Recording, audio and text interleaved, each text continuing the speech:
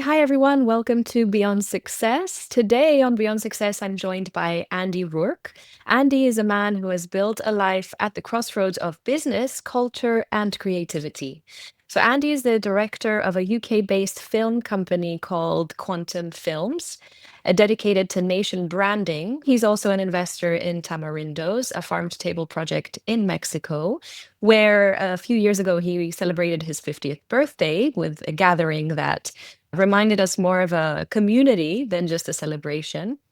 And if that wasn't enough, Andy's also a DJ and brings the energy, the rhythm, and the soul into every space he steps into. What I personally love about Andy's story is that it's not just about achievement, but about living fully and authentically, from boardrooms to dance floors, from film sets to farms. So, Andy, welcome. I'm very excited to have you here. And Thank you very much. where are we finding you today? I'm in a little town on the coast of Spain called Javia, near Alicante and Valencia, and just a little ferry ride away from Ibiza. And I work from here when I'm in Spain and when I'm not on the road in between Mexico, Africa, Middle East. Oh, wow, lovely. Very international life. I mean, you have Mhm. to be with what you do. What do you say when people ask you, what do you do? I mean, sometimes it depends in what context I'm meeting them, but I'd say that my main focus right now is Quantum Films is a UK-based video production company. Quantum Films is actually our trading name, and we're dedicated to creating films and storytelling about countries through films. If you look at the way countries are projected in the media, typically, especially countries in the developing world, Africa, Middle East, Latin America, typically they are portrayed with a glass half empty. We like to try and tell the stories of these countries with a glass half full. And essentially, through interviewing entrepreneurs, businesses, and some public sector companies and institutions in the country, we gather insight into what's happening in the business and investment field of each country. Mhm. And then through our films, we project this renewed image of the country to highlight their strengths and welcome investors and tourists alike. So that's Okay. what occupies most of my time right now. What is a powerful story that you've helped a nation tell? And how did that help you shape your opinion of identity in general, whether it's an identity of a country or an identity of a human being? When I started working with country brands and country image, it was with written press. And I started to see that the image the country has and gives internationally is based on several things. As an individual, when you walk out of your house, you try and dress as well as you can and try and give the best possible impression to people that you meet and try and relate yourself to people and society in a way that you can be helpful and flourish, no? And countries do the same thing. They have competition in their neighborhood or internationally for investment, for attention. And different countries, what I've realized over time is each country, just like us as people, we are a result of our history, of our experience, of our interpretation of our experience. And a lot of times in terms of countries, they're a result of geographic traits or natural resources or dynamics that have happened in their neighborhood because of Mm. frontiers that were perhaps drawn by other countries at different times in history. Each country is living its own dynamic in its own context. And when you look at general Western media, we find that countries are painted with a big brush of, oh, this country's like this because it's in this neighborhood, or Absolutely. this And we all country. have our Mm, stereotypes about what a mm, country is, right? We hear mm, Greece and we yeah. think, oh, lazy. They have when in fact they're really hardworking.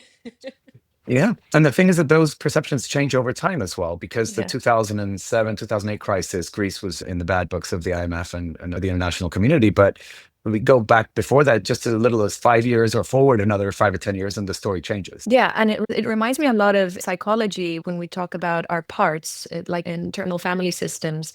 Each each mind, each personality has its different parts. We all have the inner critic, the perfectionist, the worrier, and they're very dynamic. It's almost like every country has all this, and you are helping the world see all these different parts to the country.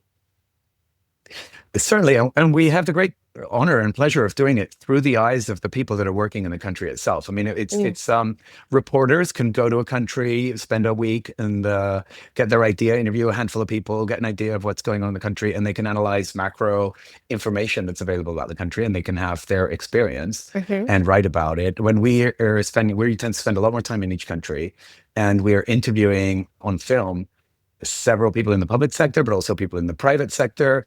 and not only private local companies, but private foreign companies, large corporations. Sometimes the local manager of, let's say, Vodafone in an African country, or the local CEO of British Petroleum in another country. Each one gives us a different insight into their own story, their own experience, what they like about the country. I'm And of sure. course, these are films designed to promote. So they don't spend much time telling us about their grievances or their challenges. They'll mention them and they bring them up, and they're addressed transparently. But mostly they're being encouraging to investors internationally to come and visit, to come and invest, to come and explore the opportunities these countries bring. And these countries, a lot of the clients we work with are IPAs, which are investment promotion authorities, Mhm. and their job is to attract investment. The different countries do different things to attract it as they try and educate their young engineers and students in the direction of what the workforce can be hired to do, what the international and local corporations need. They also try and give incentives to attract more investment. Like if you build a factory with more than 1,000 staff, we will give you a tax break. And there's lots of these dynamics that these countries are doing to attract investment. Okay, so you've obviously been exposed to all facets of countries, and you're there. You travel there in person, right? When you're Yeah, I producing. mean, well, when we were building the company, I would travel to every country with my partners. Over time, we have consultants and people involved with the initial processes of scouting the market and closing Mhm. deals. Once those deals have been closed, it could be that I visit during the production phase, or it could be that I visit during the initial phases, or perhaps after the film has been done, I might visit to meet some of the clients and shake some hands, so to speak. But essentially, it's a company with a number of consultants that support us in different ways. And we each visit the country at different stages according to there's countries that we filmed and produced films on that I have not visited, Mhm. but most of the time I try and get there. So, from the countries that you Mm. have visited and you've had this exposure to a lot of Mhm. things behind the scenes, have you ever Mhm. felt conflicted between the image that the country wants to portray and what goes on behind the scenes? I think when I started out in this sector of activity, there were things that you would have to question yourself about, and you'd wonder. It's not that you would access necessarily like any super confidential information or anything through your work, because people project to you, they know that what you're there for, and they project Yeah. to you the image that they want to show you. But there would be instances when you'd wonder about it. Over the years, I learned about different sectors of activity and how they each operated, because we would be interviewing perhaps in the morning a CEO of a cement plant. We'd be during the morning the CEO of a cement plant, and in the afternoon the CEO of a local telecom company, and in the next day in the morning maybe the minister of housing development. So we would get insight into different sectors. And I learn over time about each one and how they all kind of tie into the economy of the country. The more I learn, the more I think every country is just doing the best it can with what it's got. Every country, like I said earlier, is a result of its geography, of its history, of lots of things that were happening externally in the neighborhood or worldwide that were not really within its control. Just like even I, as an entrepreneur, when I started to think about this podcast that you invited me to so kindly, I started to think about your title, Beyond Success, and what it means to me and what I would consider successes. And I realized that if I look back over my entrepreneurial or adult life, what was a success at one point, sometimes now I look back on it, it doesn't seem like such a big deal, but at the time it was big for me. But each of those successes, I looked at it and realized that part of it was hard work and being in the right place at the right time, and being prepared and being educated and having the great fortune of being educated in the way that I was, which was not formal, but it was great. But each country is the same. Each country, it's hard to judge. It's actually very unfair to judge a country and say, oh, well, this country's like this or this country's like that, because Hmm. each country's different, comes from a different history, has its own challenges. And, to give a very basic example, a lot of countries are accused of rampant corruption.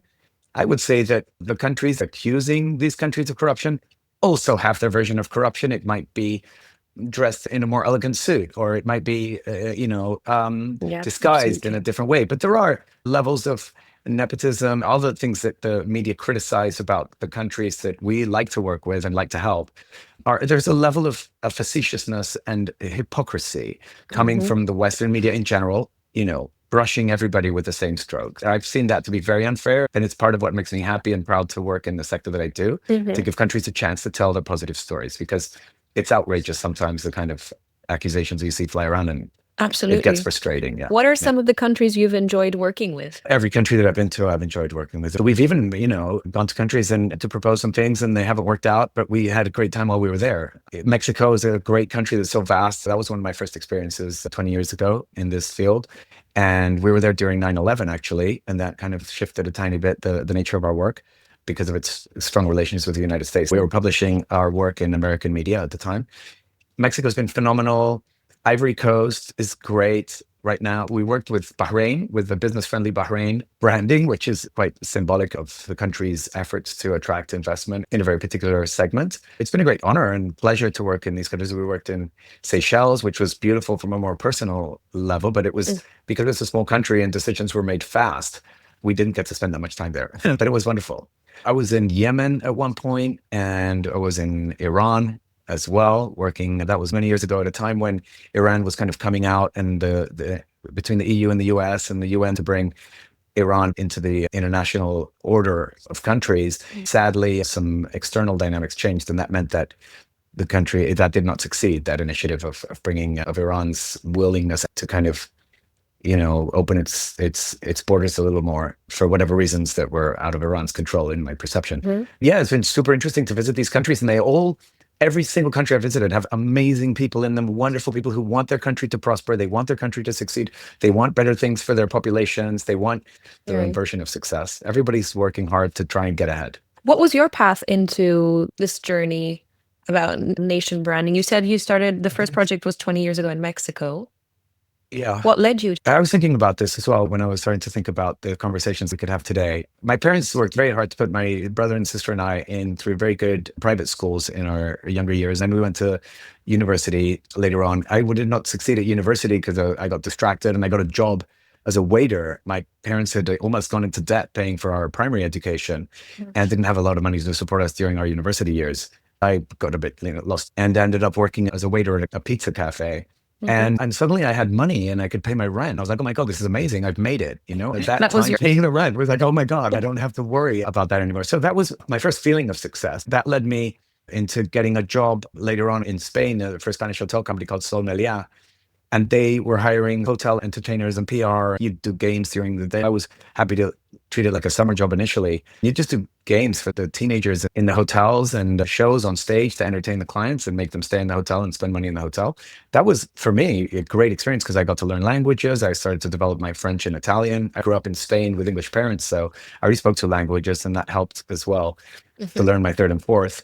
And then that company started to expand, and they sent me internationally to work in Costa Rica, in Indonesia, in Tunisia, my first experience in the Arab world, aged 24, Mm. as an executive. I felt like I was winning. After that, the company continued to expand, and I kind of got to executive status inside the hotels in which I'd work. And that was great because we got paid well and we got to stay in hotels and got free food at the buffets.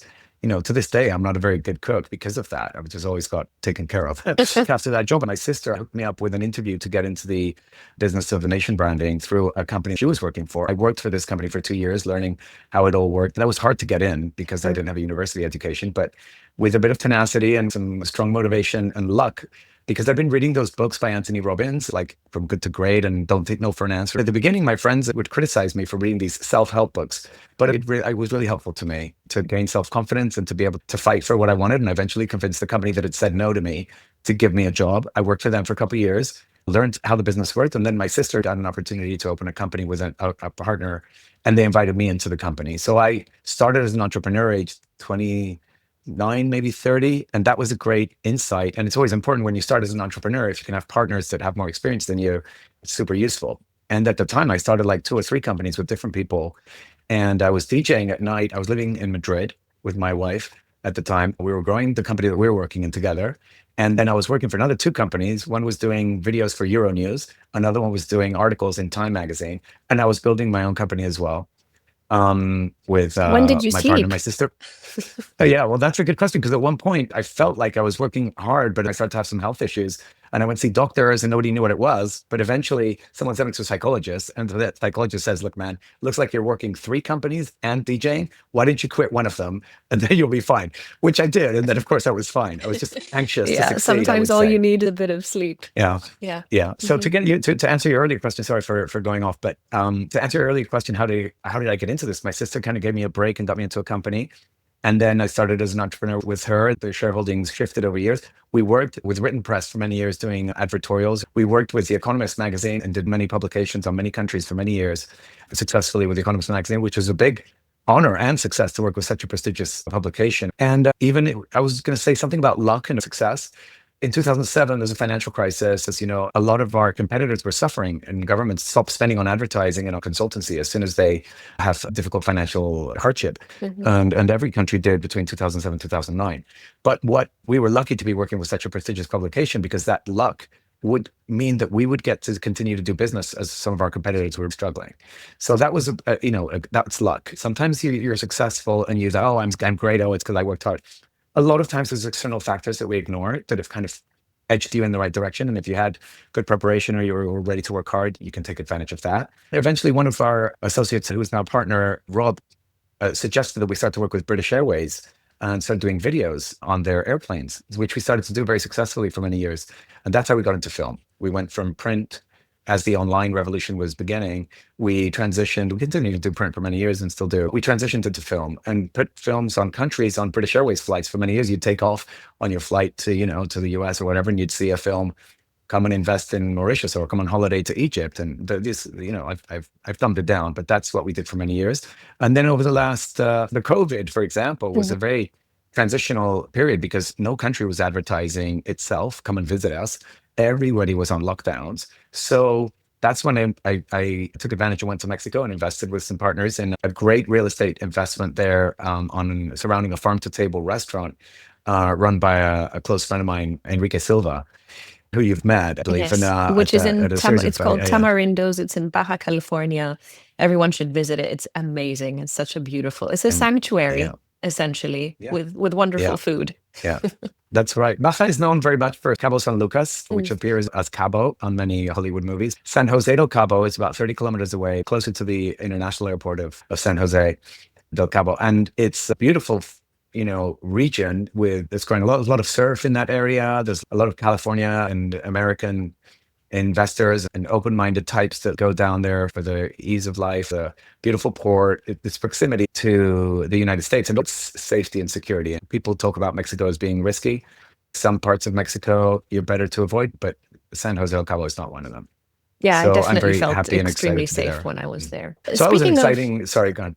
Go on. speaking of tamarindos, I wanted to ask you a little bit about your celebration. You celebrated your 50th Mm. there, which was essentially a 3-day mini festival full of Yeah, nice gatherings. And I wanted to yeah. ask, how important is community in your life, and how important has it been to surround yourself with the right people? Well, I think surrounding yourself with the right people is not something that many people do consciously. You end up having your nature and your social circle ends up being for many people a result of their work and their 9 to 5 scenario. Yes. Because I've not worked in that environment for many years, if ever, the friendships I've made over time have been more to do with the countries I've been in. I heard an interesting expression from a friend I met who I was unlikely to see much of. And they said, oh, we can be cactus friends. I was like, what does that mean? He goes, it means like cactuses don't need a lot of water. So you don't need to be always in touch with people all of the time. And I've realized that the friends that I consider my best friends are the ones that allow me to be skipping between countries, maybe not see them for several months. Like physically, I've not seen you for a couple of years at least. I know that if we were to have a coffee tomorrow, it would be just like we met yesterday. These Sure. are the kind of people I've ended up gravitating towards, the kind of people that can put up with my comings and goings and somewhat scattered geographic nature. Also, the fact that I may not call or remember birthdays or pay attention to other socially considered important issues in people's lives. I wouldn't say careless, but forgetful with that very much. The people that can put up with that end up, you're like, oh, wow, these guys understand me or they let me be myself. Those are the people I've ended up having around me. When I celebrated my 50th, I'd been in Cabo for a couple of years and started to develop a beautiful community of friends there. I DJ'd a couple of times there. There was a lot of good energy at the time because during the lockdowns, Mexico was one of the countries that was more permissive with people arriving. So people that were a bit more black sheeps of their families, you could say, were gravitating towards there.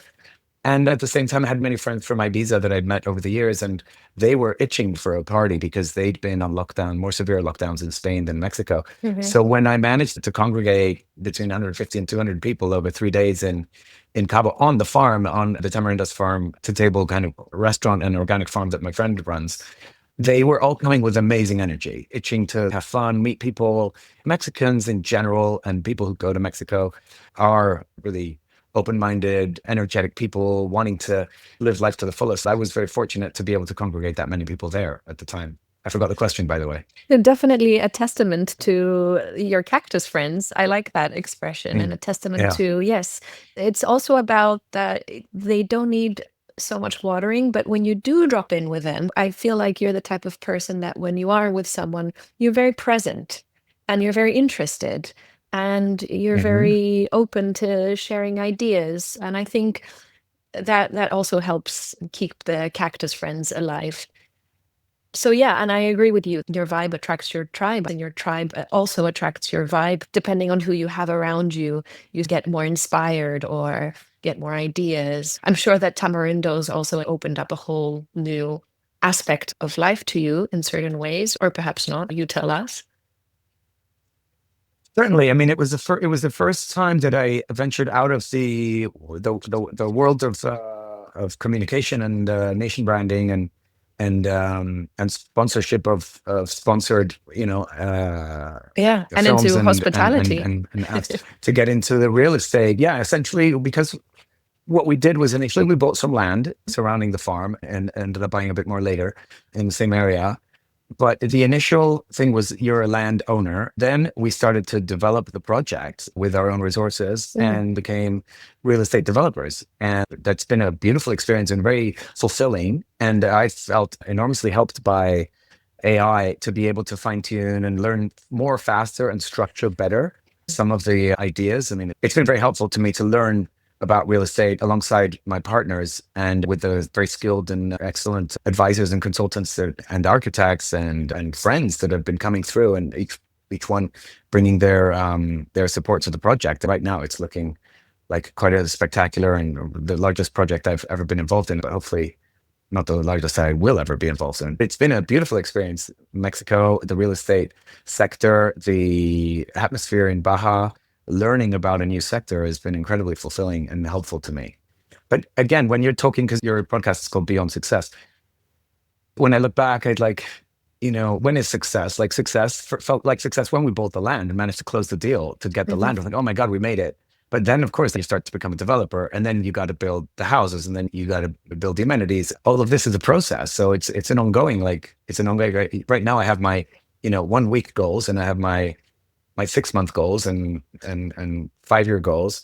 But it's an ongoing process. We always have this feeling of when my inbox is empty or my WhatsApps are empty, then I'll feel good. But it's not quite true. There's always the next thing. The same happens with success. You might succeed at a certain stage or a big project, but then you should get onto the next project as fast as possible because otherwise, and it happened to me when I was living in Ibiza, my company was going well without me doing that much about it. And life was good and easy. I had time and money and I wasn't miserable. I was having fun. But I don't look back on it and think, oh, that was great. I look Mm. back on it thinking that was not really good for you. It would be better if you'd have been working harder or trying to build something. If you had a purpose, you'd have done better. Yeah, that's a bit of the paradox of life, isn't it? I mean, there's so many paradoxes, but that's definitely one of them. And I've heard this from a lot of people that they take a sabbatical and then they realize that they look back and they were Yeah. like, well, where was the purpose? There was no grind. There was no. Yeah.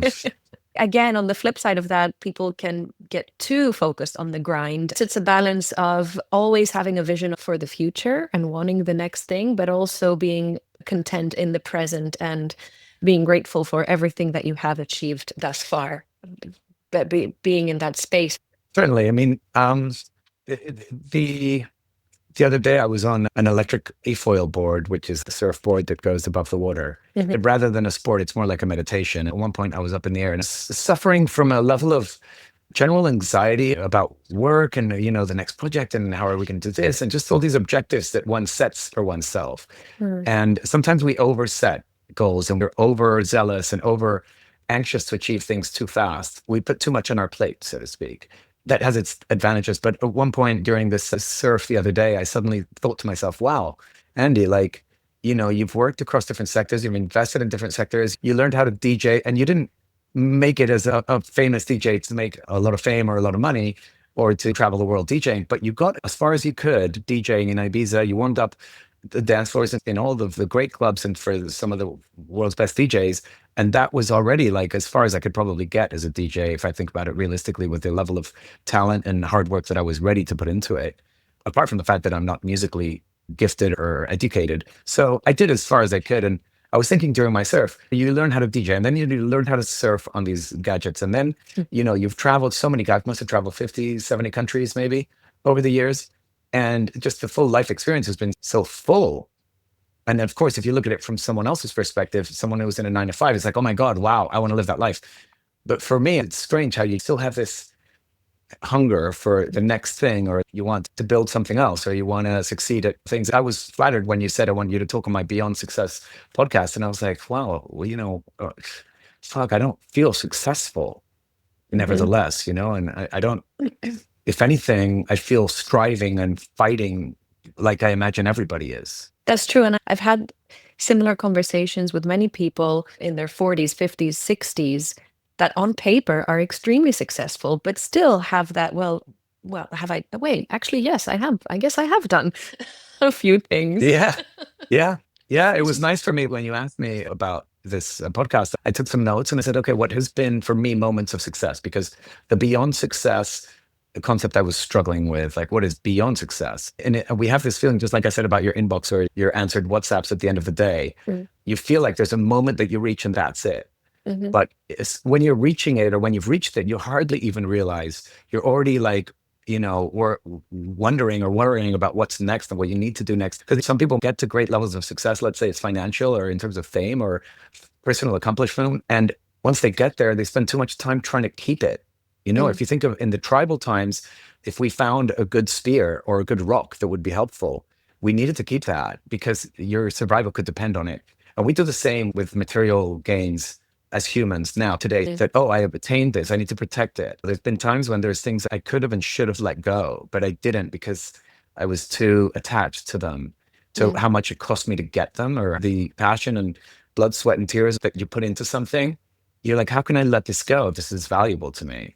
And I'm talking about material things, by the way. Mhm. And then a lot of times you would have done better and more and faster if you had let that go. Mm. It's all a question of perception. Always comes down to that same Yeah. perception. Do Mhm. you, and to sort of a last question that I'm very Mhm. curious to know, with all these changes in your life, I mean, you're traveling, all these different roles, the different hats you wear, and this conversation of the next achievement, but also gratitude for everything that you've accomplished. What are some of the practices, rituals, if you want, or just simple practices that you have perhaps on a day to day to keep you grounded and keep your mindset right? Do you have any? Do you But follow it's, any tips mm, for the audience?